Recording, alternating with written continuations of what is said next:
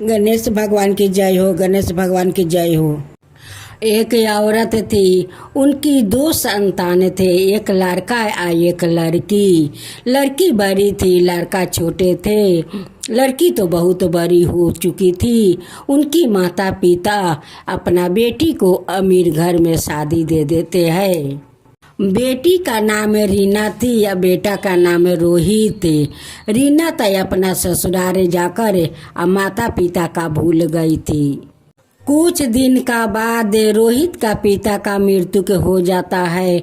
जब रोहित का पिताजी का मृत्यु हो गया तो वो माँ बेटा को तकलीफ होने लगा, क्योंकि घर में कोई तो कमाने वाला था नहीं कि काम करके कुछ लाएगा तो वो लोग का घर में कुछ भोजन बनेगा। रोहित कहता है कि माँ अब हम लोग के क्या होगा माँ, पिताजी तो छोड़कर हम लोग के चले गए, दीदी तो अपना ससुराल चली गई। आज तक दीदी तो हम लोग का खबर नहीं ली कि हम लोग कैसे है। दीदी तो कभी खबर लेती नहीं है माँ, हम लोग के क्या होगा माँ। रोहित का माँ कहती है कि बेटा हम लोग गणेश भगवान का ऊपर छोड़ देते हैं, गणेश भगवान जैसे रखेंगे वैसे हम लोग रहेंगे। रीना का तो दो संतान भी हो गया था, दोनों संतान को अपना शादी भी दे चुकी थी, लेकिन कभी अपना माँ और भाई को याद नहीं की और नहीं कभी अपना भाई को बोलाई, क्योंकि माँ और भाई बहुत गरीब हो चुके थे। उसके लिए वो बहन कभी अपना भाई को नहीं बोलाई। रोहित का माँ घर में आदमी का काम करने लगी और काम करके अपना गुजारा करने लगी। जैसे तैसे तो वो लोग का गुजारा हो रहे थे। घर में तो नहीं कुछ खाने के लिए था और नहीं कपड़ा पहनने के लिए था। वो लोग तो चीरे फाटे कपड़ा पहनकर अपना गुजारा कर रहे थे।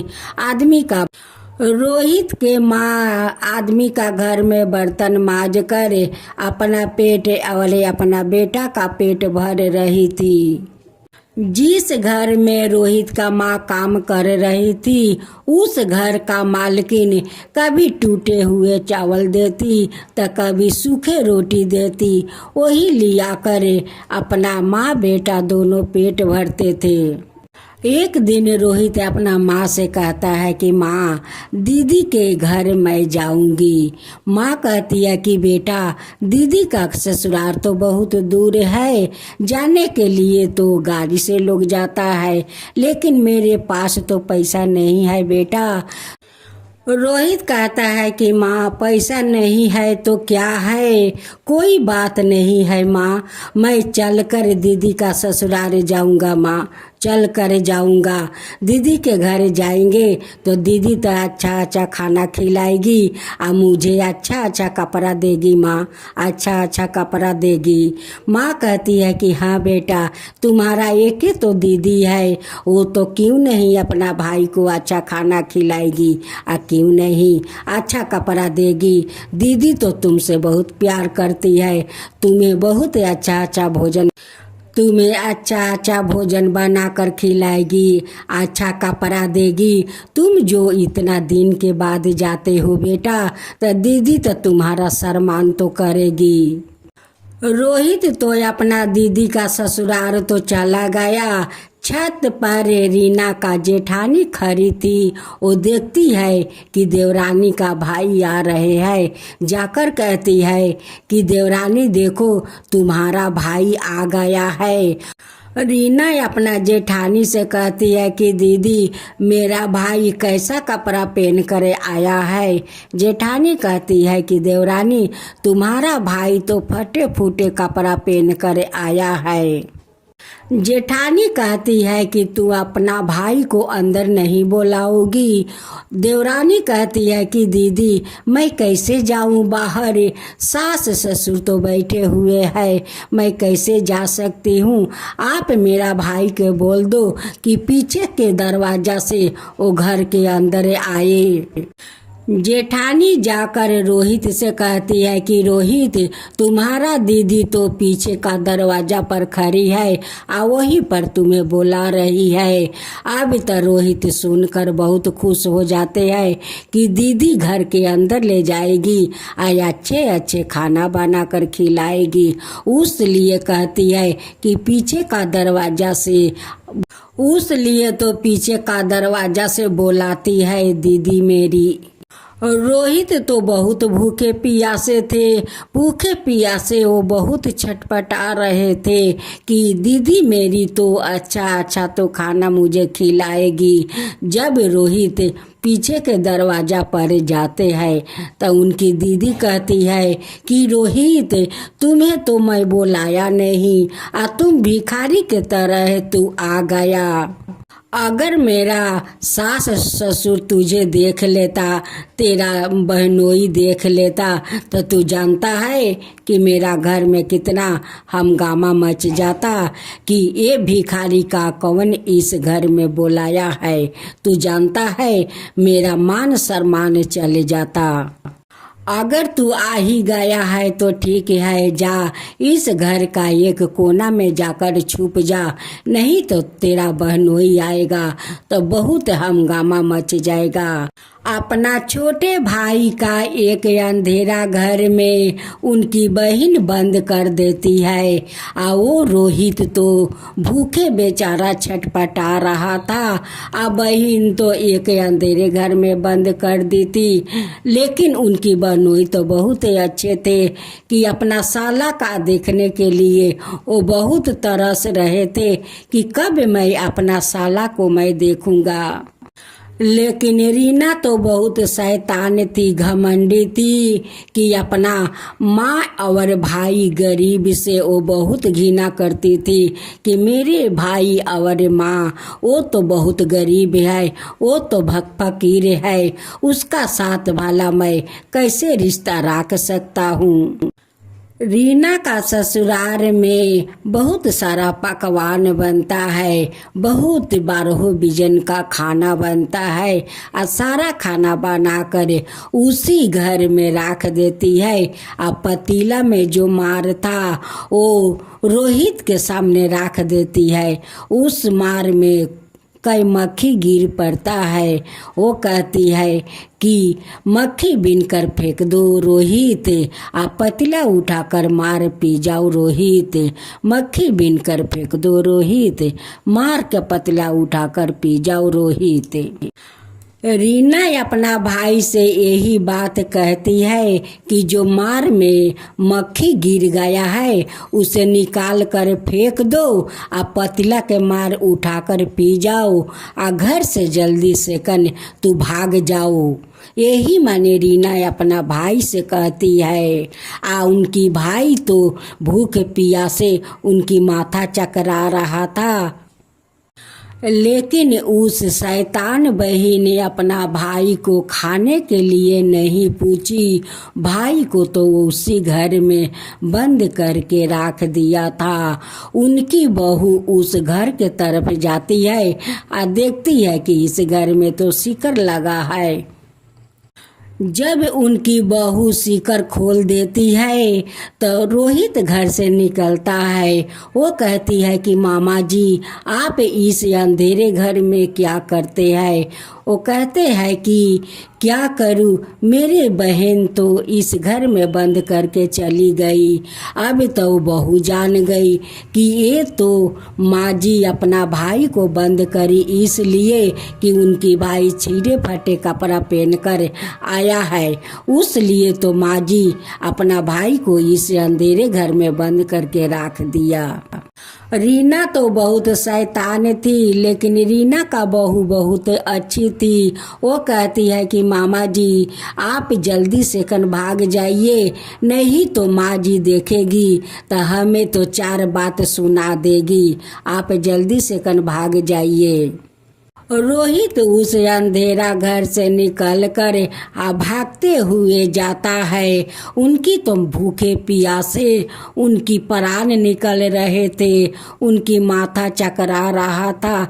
जाते जाते एक गणेश भगवान का मंदिर था, वही मंदिर के पास जाकर बेहोशी का हालत में गिर जाता है। रोहित का माँ तो गणेश भगवान का पूजा करती थी, गणेश भगवान से यही कहती थी कि हे गणेश भगवान, मेरा तो एक ही बेटा है, मेरा बेटा को आप रक्षा कीजिए।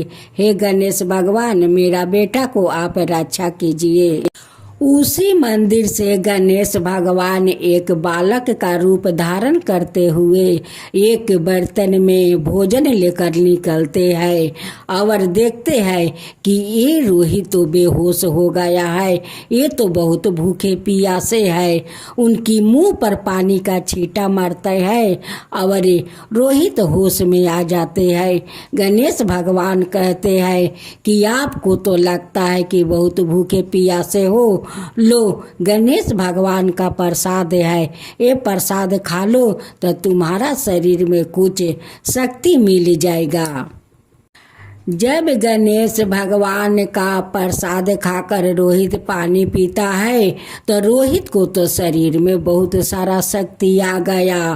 कहने लगा कि बेटा, तुम आज एक भूखा के भूख मिटाए हो, प्यास बुझाए हो।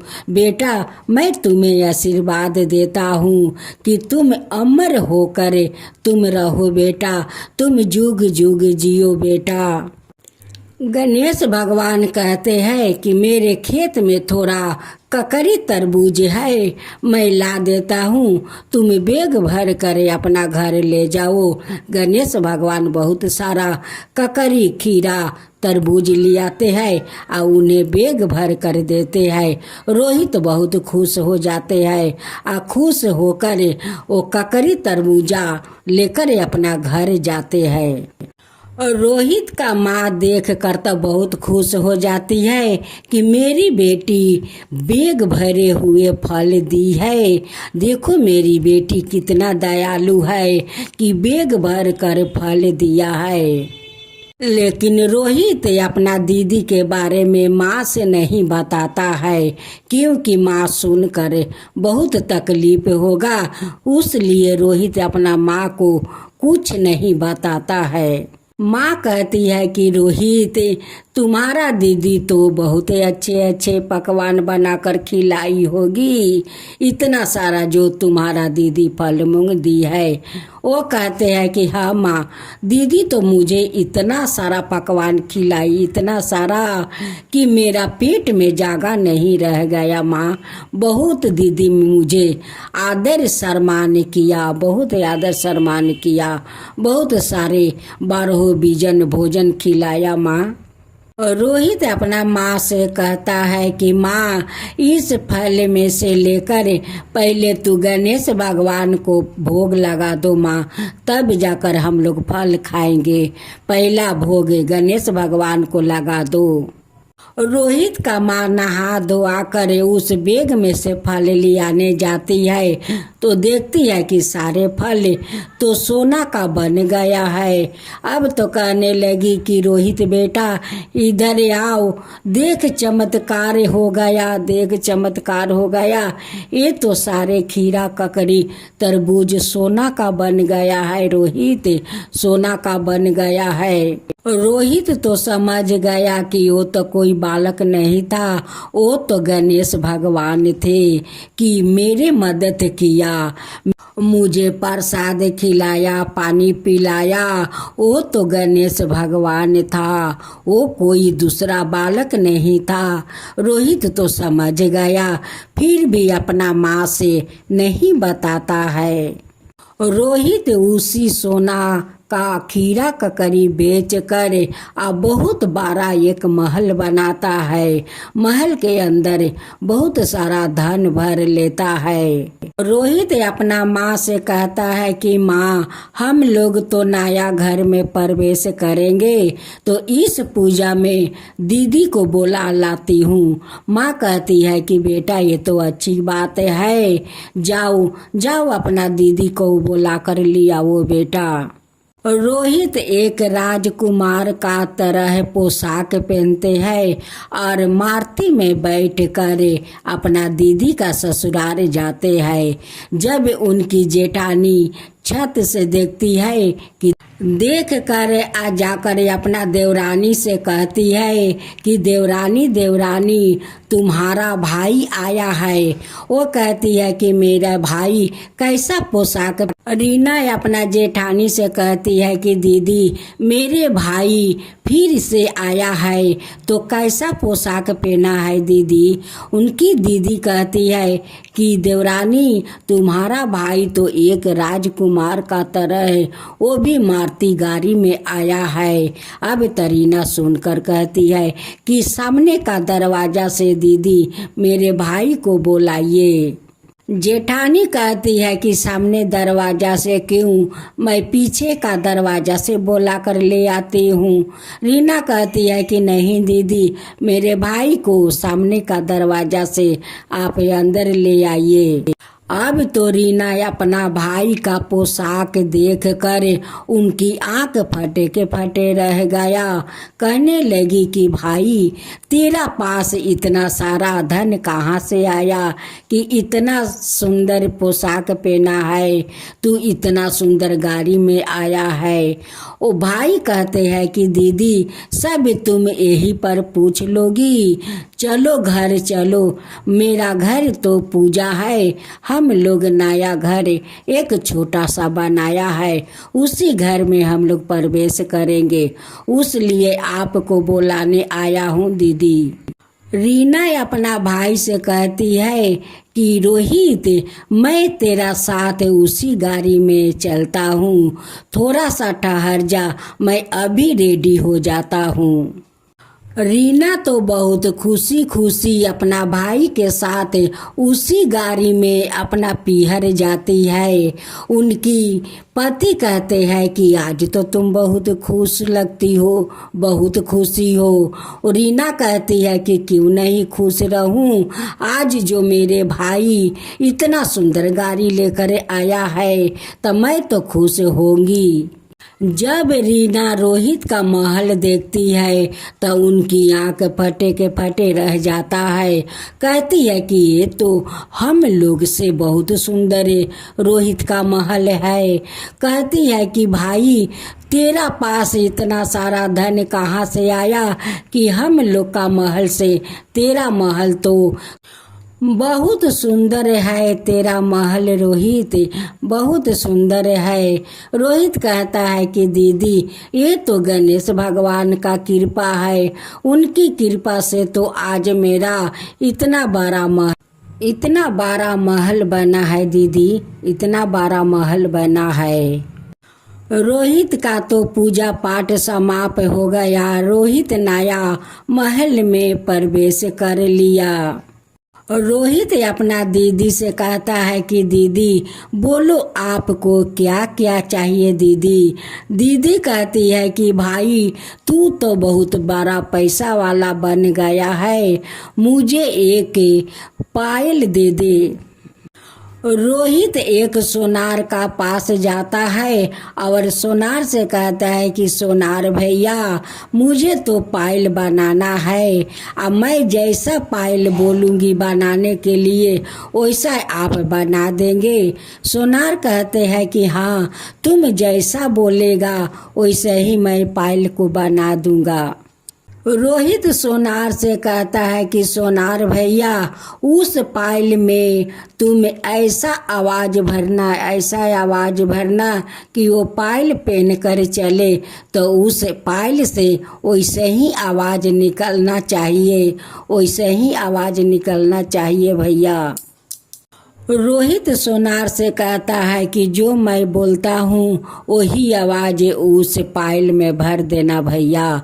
वो कहता है कि ठीक है तुम बोलो।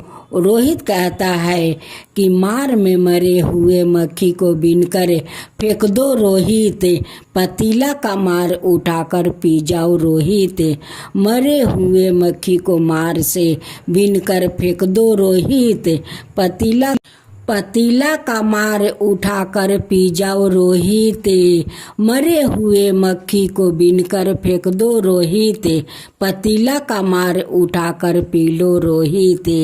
यही माने रोहित उस पायल में आवाज़ भरवाते हैं कि जो दीदी उनकी अंधेरे घर में बंद करके राखी थी, अब 12 बीजन का खाना बनाकर उनके सामने रख दी थी, अब पतीले में मार पसाकर उनके सामने में रखी थी।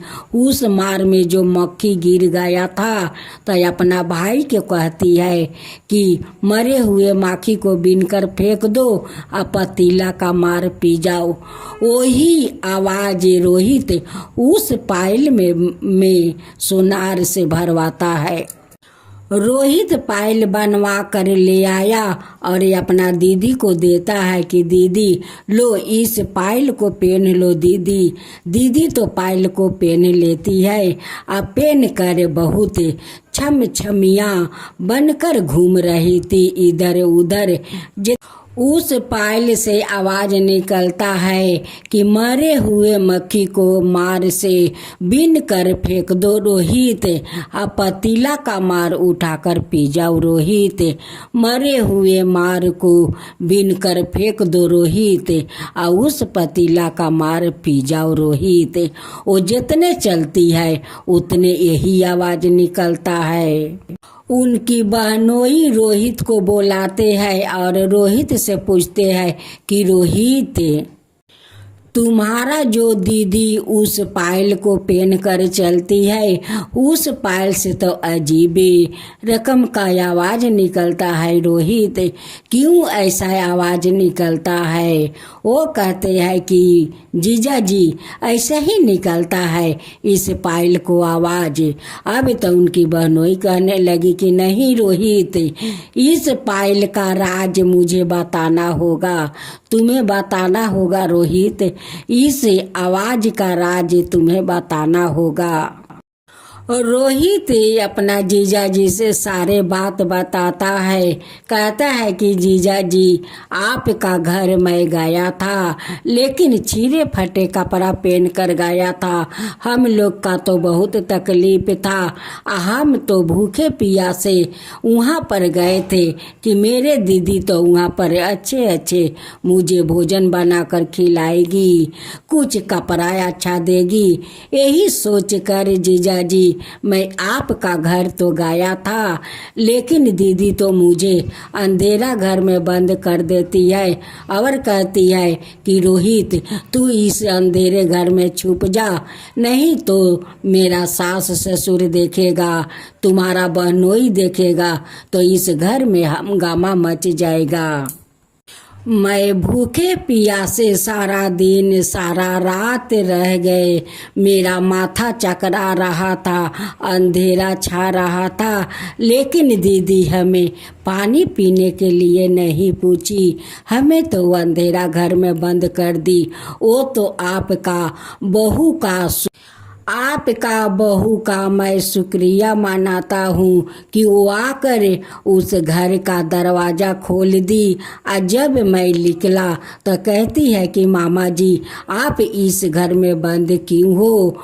जीजा जी अगर आपका बहू दरवाज़ा नहीं खोलती तब मेरा उसी घर में प्राण निकल जाता जीजा जी, उसी घर में निकल जाता।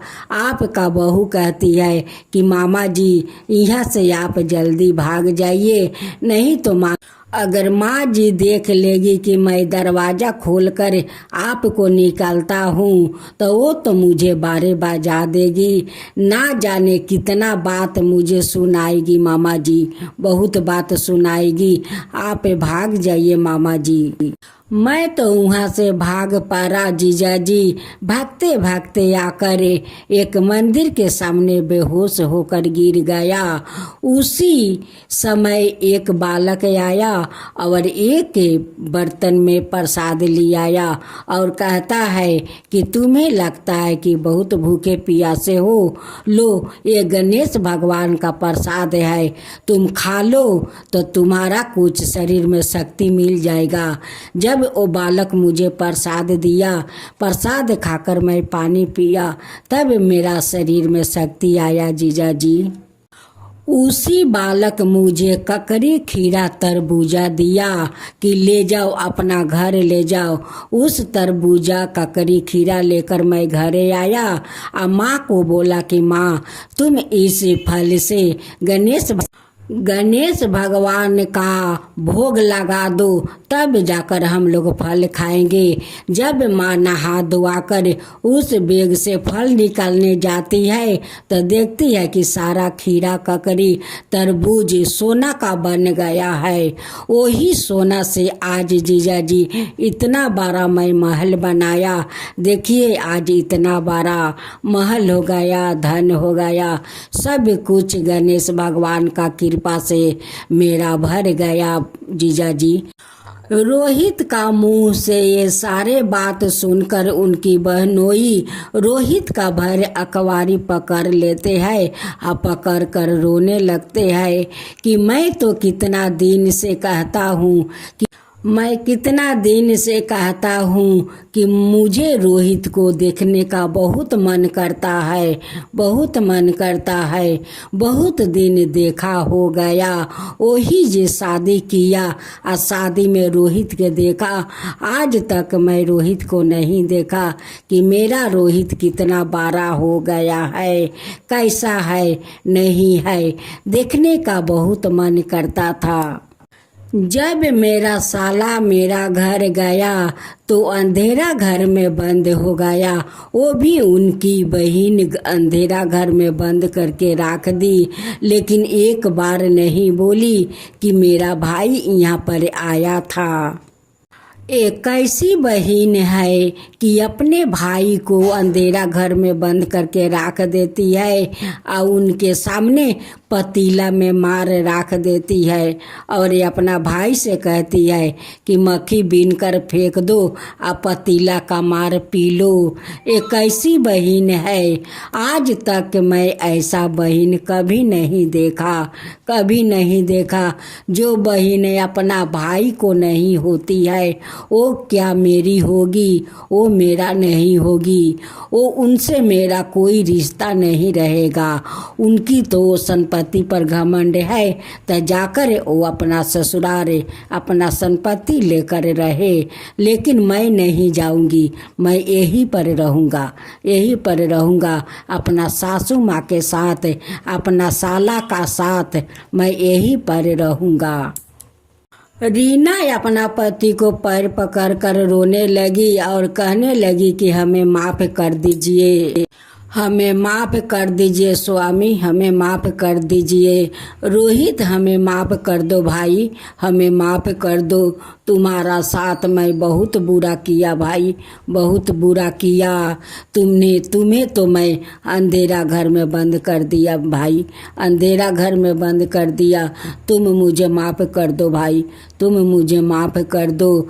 माँ तुम मुझे माफ़ कर दो माँ, तुम। ये बात सुनकर माँ का तो बुक फाट जाता है और कहती है कि रोहित तुम मुझसे नहीं बताया, क्यों नहीं बताया रे बेटा, क्यों नहीं बताया कि तेरे दीदी तेरे साथ ऐसा जुल्म किया। वो खाने का नहीं पूछी और उल्टा अंधेरा घर में बंद कर दी बेटा, अंधेरा घर में तुझे बंद कर दी। क्यों नहीं मुझे बताया बेटा, क्यों नहीं बताया। रोहित कहता है कि माँ जो हो गया सो हो गया, अब वो बात को मत ढूंढो माँ, मत ढूंढो। रोहित अपना जीजा जी को मनाता है, बहुत मनाता है, बुझाता है कि जीजा जी देखिए जो हो गया सो तो हो गया, अब वो बात को आप भूल जाइए जीजा जी, आप भूल जाइए। आप मेरा दीदी के साथ मत छोड़िए जीजा जी, मत छोड़िए। जो बात हो गया उसे भूल जाइए जीजा जी, उसे भूल जाइए। दीदी के साथ मत छोड़िए जीजा जी। देखिए जीजा जी, अब तो गणेश भगवान हम लोग का महल से लेकर धन तक भर दिया है कि कभी धन शेष नहीं होगा जीजा जी, कभी शेष नहीं होगा।